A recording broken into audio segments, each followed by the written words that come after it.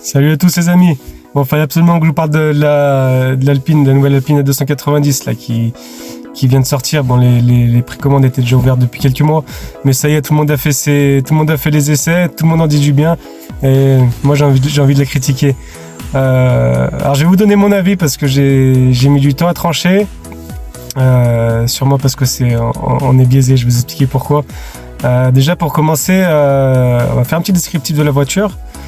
Rien à dire, hein, niveau esthétique, moi je pense que Alpine a vraiment réussi son coup.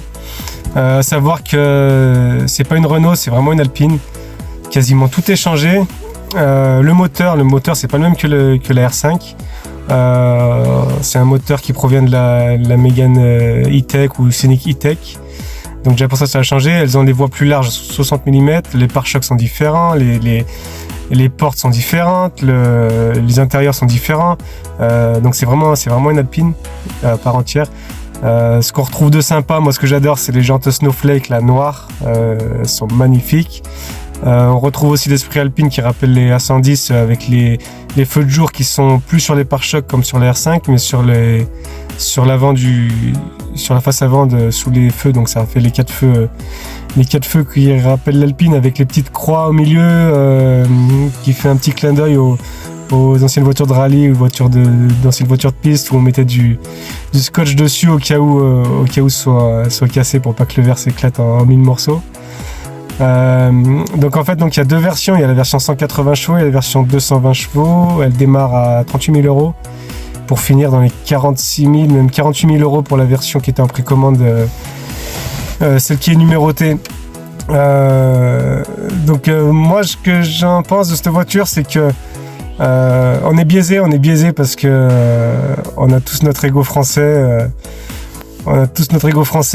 C'est une Alpine, c'est fabriqué en France. Ça, pour ça, il n'y a pas photo, c'est top. Ça, on peut dire cocorico parce que c'est dur de nos jours de faire ça. Par contre, ce qui embête tout le monde, bien sûr, c'est l'histoire de moteur électrique pour une sportive. Alors moi, ce que je voulais vous présenter dans le truc, c'est que je différencie une voiture plaisir et une voiture du quotidien, une petite citadine comme la R5 par exemple. Là, on achète une Alpine, donc ceux qui achètent une Alpine, c'est une voiture passion, une voiture plaisir. Alors quand je vois que la voiture, elle est bridée à 160 voire 170 km/h max en Vmax pour la version 220 chevaux, ça fait quand même pas rêver. En plus de l'autonomie qui fait 360 km en voiture plaisir, le simple Pékin qui veut faire une petite journée track day, aller au circuit, faire ce tour de circuit et rentrer, il peut même pas le faire. Donc pour ça déjà ça casse le plaisir. Même une journée sur route ouverte et puis un petit peu appuyée, l'autonomie, j'imagine qu'elle descend à 200 km, donc c'est vite restreint.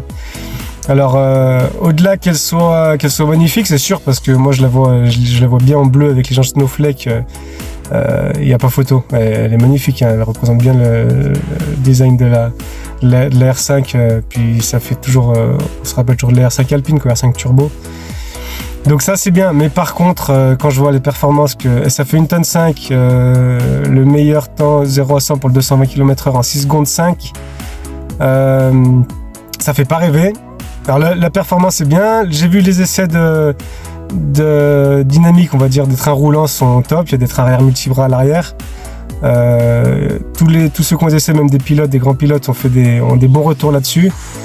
Donc déjà, il n'y a pas à négocier là-dessus. Par contre, il n'y a pas de bruit moteur, donc il n'y a pas de passion. Il y a ces faux bruits qui sortent des haut-parleurs. Apparemment, ils sont vraiment bien faits.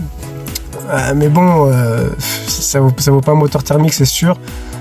D'ailleurs, en parlant de ça, je me suis toujours demandé pourquoi on n'arriverait pas, maintenant que l'électrique est là, il faut l'assumer, hein, c'est des voitures électriques, c'est comme ça, sportives ou pas sportives.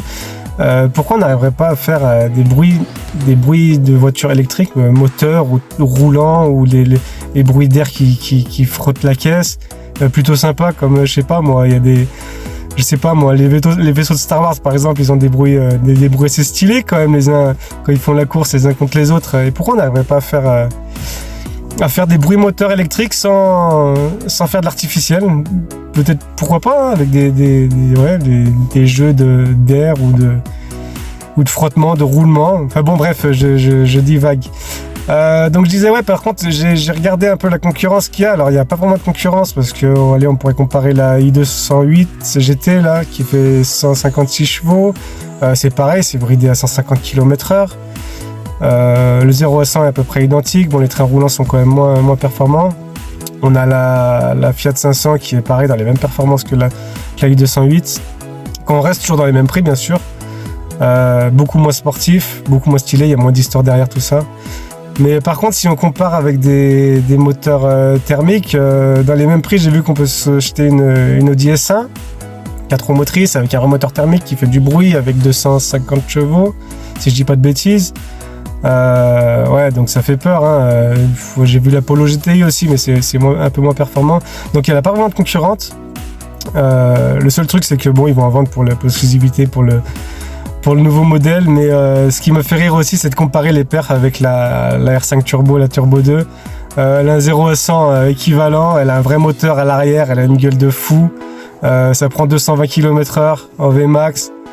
Donc là, je crois que les amis, on est à la rue. Hein. On est à la rue 40 ans après, faire une voiture avec le logo Alpine qui nous sort les mêmes perfs qu'on savait faire chez Renault Sport. Ouais. Donc moi, ce que je dis, c'est un point pour l'esthétique, un point pour les trains roulants, pour l'image Alpine. Tout ça, c'est bien sûr grâce au passé de Renault Sport, hein, parce que de toute façon, Alpine, c'est le nouveau badge de Renault Sport. Mais pour ça, moi, je dis non. À 38 000 €, il y a vraiment d'autres choses à acheter.